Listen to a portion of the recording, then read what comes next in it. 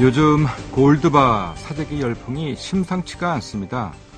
전 세계적으로 금값은 떨어지고 있고 금에 부과되는 비싼 부가세까지 고려한다면 이런 현상을 단순 투자로 보기는 좀 어려울 것 같은데요.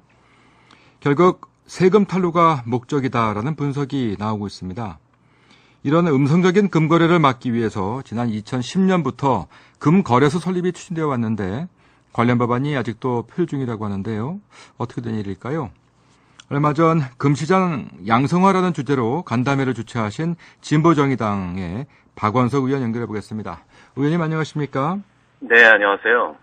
요즘 골드바 1kg가 어느 정도에 판매가 되고 있습니까? 우선 1kg짜리 골드바면 한 스마트폰 크기 정도가 됩니다. 예. 현재 은행의 금 보시 가격 기준으로 보면 부가세와 판매 수수료를 제외하고 5,300만 원 정도의 판매가 되고 있습니다. 예. 부가세 판매 수수료를 포함하면 한 6,100만 원 정도 팔리고 있습니다. 6,100만 원 정도. 예. 비싸네요. 그렇죠. 근데 예전과 비교해보면 어떻습니까? 가격이 오른 건가요? 내린 건가요? 가격은 많이 내렸습니다. 하향세가 굉장히 뚜렷한데요. 네. 올해 1월 기준으로 보면 골드바 1kg이 5,900만 원, 부가세 판매 수수료를 더하면 한 6,700만 원 정도 됐었습니다. 지금보다 한 600만 원 이상 높았고요. 네. 3월에는 5,800만 원 정도로 낮아졌다가 현재 5,300만 원 정도니까 가격이 꽤 떨어지고 있는 편이죠. 예. 국제 시세도 마찬가지인데요. 3월에 10g당 70만 원 하던 것이 지난달에 한 60만 원까지 하락했다고 자료에 나와 있습니다. 네. 말씀하신 것처럼 지금 가격은 떨어지고 있는데 그런데 골드바 판매는 늘고 있죠? 네, 그렇습니다. 어떤 이유 때문일까요? 우선은 이 금이라는 상품의 특성상 이 단기 시세 차익을 실현하는 게 어렵습니다. 네. 지금 가격이 하향세에 있는 것도 한 원인이지만 골드바는 구입할 때 부가세 10%에 제작 등에 들어간 수수료 5% 이상 부과가 되고 팔 때도 구입 당시보다 5% 이상 낮은 가격으로 팔리기 때문에 구입한 이후에 20% 이상 시세가 오르지 않으면 시세 차익을 낸다는 게 굉장히 어렵거든요. 네. 그런데도 골드바가 없어서 못 팔 지경이다 라는 상황은 이게 좀 이상현상을 보이고 있다고 볼 수 있을 것 같고요. 네. 우선은 두 가지 이유에서 볼 수 있을 것 같습니다. 첫 번째는 현 정부 들어서 금융소득 종합과세 기준을 4천만 원에서 2천만 원으로 내렸지 않습니까? 네. 또 세무조사도 강화한다. 지하경제 양성화 정책 취하겠다. 이렇다 보니까 이런 일련의 정책들에 대한 풍선 효과로 자금 흐름 추적이 어려운 시장을 찾아서 이 자금들이 몰린 거 아니냐 이런 분석이 있고요. 네. 두 번째는 일부에서는 5만 원권으로도 자금이 많이 몰리고 있다. 이런 분석도 있는데 금이라는 상품이 그보다 훨씬 매력적입니다. 당장은 가격이 떨어진다고 하더라도 네. 금은 장기적으로 보면 가격이 계속 올랐습니다. 실제로 10년 전 금 가격과 지금의 금 가격을 비교해 보면 300% 정도 올랐거든요. 300%나요? 예. 이런 이유로 인해서 최근에 금 시장으로 자금이 몰리고 있는 게 아닌가 이런 분석입니다. 네. 결국은 지하 경제를 양성화하겠다고 하니까 과세하기 힘든 금으로 돈이 몰리고 있다. 이렇게 이해가 된다는 말씀이신데. 네, 그렇습니다. 이 소비자들이 금은방에 내답한 중고 금 제품도 있지 않습니까? 네. 근데 이 가운데에도 세금을 내지 않고 지하 시장에서 거래되고 있는 금을 일명 뒷금이라고도 한다고 하는데요. 그렇게 부릅니다. 네. 이 뒷금의 거래 규모도 꽤 된다면서요? 정부에서 2010년도에 연간 금 거래량을 추정을 했는데 한 150톤에서 170톤 정도 된다 이렇게 추정을 했습니다. 예. 그 중에 60%에서 70%, 즉 100톤가량이 음성화돼 있다 이런 자료를 발표했는데요. 네. 금 1kg을 한 6천만 원 정도로 본다면 아까 골드바 말씀드렸듯이 100톤 정도라면 6조 원 정도 되는 금액입니다. 네. 그런 금액 정도가 음성화되어 있다고 추정할 수 있을 것 같고요. 네. 말씀하셨듯이 소비자들이 금은방에 대답한 중고 제품은 대부분 이제 주얼리 제품일 텐데요. 그 주얼리 제품 거래와 관련해서도 30% 정도만이 세금 계산서가 발행되는 정상 거래로 파악을 하고 있고 그 나머지는 음성화된 시장의 거래로 볼 수 있을 것 같습니다. 예. 근데 금이 왜 음성적으로 거래가 되는 거죠? 우선 금은 구매할 때 부과되는 부가가치세 10%만 부담하고 나면 증여나 양도 상속 어떤 경우에도 신고를 하거나 세금을 부담할 의무가 없습니다. 예. 그렇기 때문에 자금 흐름을 알리고 싶지 않은 사람들, 대체로는 부유층들이겠죠. 그런 사람들의 재산은닉 수단이 되기 아주 좋은 그 조건을 갖고 있습니다. 그렇기 때문에 이게 이제 음성적 거래 유인이 굉장히 높다고 볼 수 있겠고요. 네. 조금 더 제도적인 측면에서 보면 또 합리적이고 체계화된 거래 형태, 또 금유통 관리 기구와 같은 이 거래 관리 기구가 없습니다. 예. 그러다 보니까 이 음성화된 시장에 대해서 아무런 규제책이 없고 예.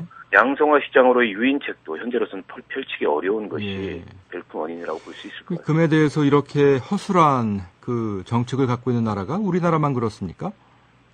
정확한 통계가 나와 있지 않아서 알 수가 없습니다만 적어도 미국이나 영국, 중국 그리고 일본 같은 경우에는 금을 거래할 수 있는 유통관리기구가 있기 때문에 네. 음성화 정도가 우리보다는 좀 덜할 것이다.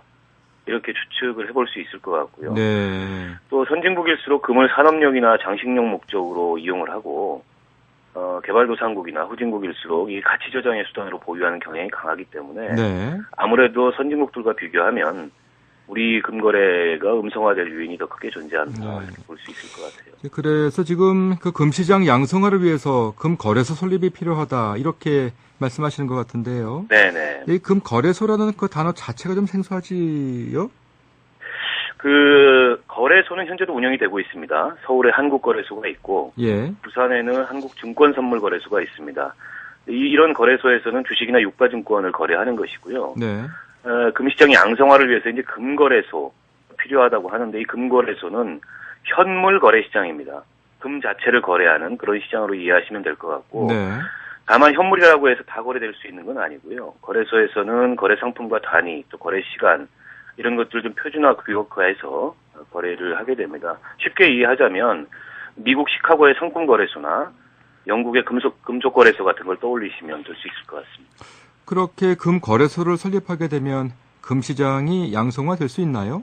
일단 금거래소를 설립한다는 것은 공식적인 금유통 관리기구를 만든다는 의미와 동일합니다. 따라서 이곳에서 거래되는 금은 유통 과정이 투명하게 드러나서 네. 재산은닉 수단으로 금거래가 이루어지는 것을 사전에 방지하고 또 사후에 그 추적이 지금보다 더 용이할 수 있다는 거죠. 동시에 현재 누락되고 있는 세수를 확보하는 것도 기대할 수 있는 효과라고 볼 수 있을 것 같고요. 네. 문제는 거래소를 설립한다고 해서 무조건 금거래가 양성화되는 것은 아닙니다. 따라서 공식적인 금유통 관리기구 외의 장소에서 금이 거래될 경우에 이를 규제할 수 있는 방안도 동시에 만들어져야 된다. 네. 이렇게 보고 있습니다. 그런데 이게 왜 안 만들어지고 있는 겁니까? 말씀을 들어보게 되면 꽤 괜찮은 제도 같은데요?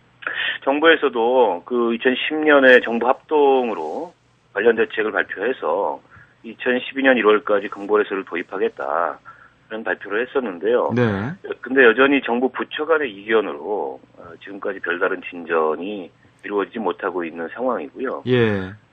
구체적으로 보자면 이제 산업통상자원부와 금융위원회 간의 이견이 있는데요. 핵심 쟁점이 되는 것은 일반 상품 거래법을 도입할 것인가 여부입니다. 산업통상자원부에서는 일반 상품 거래법을 통해서 금거래소의 설립의 선결 조건이나 거래소 설립부터 운영까지를 전반적으로 규율하자 이런 제안을 하고 있고 입법 요구도 되고 이게 법제처 심사까지 거쳤습니다. 네. 다만 이제 금융위원회에서는 이 일반 상품 거래법으로 하는 건 좀 문제가 있다고 반대를 하고 있는데요. 이 법을 도입하게 되면 금시장뿐만 아니라 규격화하기 힘든 많은 다른 상품도 다 투자 상품화 될 수 있는 네. 이런 포괄적 법안이기 때문에 이건 좀 문제가 있지 않느냐. 또 예. 현재 투자 상품 거래를 규율하는 자본시장 통합법하고 많은 영역이 겹치고 있다 이런 지적도 있고요. 네. 모든 상품이 투자 상품화 되는 것에 대해서는 리스크가 크기 때문에 신중해야 된다 이런 입장입니다. 이런 공식적인 입장 이외에 부처 간의 금거래 시장을 어느 부처가 관할할 건가 이런 일종의 파워게임도 제가 보기엔 좀 있는 것 같습니다. 예. 이 부처 간의 이견으로 이 지하경제 양성화 대책을 미룰 문제는 아닌 것 같고요. 네. 속히 부처 간 이견을 해소해서 네. 관련 제도 도입이 필요하다고 저는 보고 있습니다. 말씀하신 것처럼 그 금시장을 양성하기 위해서는 이 제도의 도입이 필요해 보이는데요. 네. 어떻습니까? 이번 6월 임시국회에서 좀 통과가 가능해 보입니까? 당장의 6월 국회에서 법안이 통과돼서 설립이 결정되는 건 어렵겠습니다만 또 아직 정부가 법을 발의하고 있는 상황도 아니고요.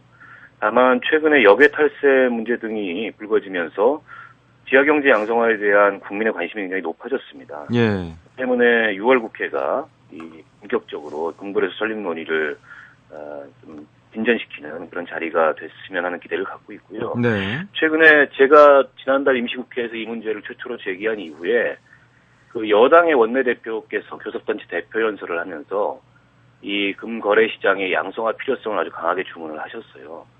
그래서 6월 국회에서 상당한 기대를 갖고 지켜보고 있습니다. 네. 오늘 말씀 여기까지 듣겠습니다. 고맙습니다. 네, 고맙습니다. 네, 지금까지 진보정의당 박원석 의원이었습니다.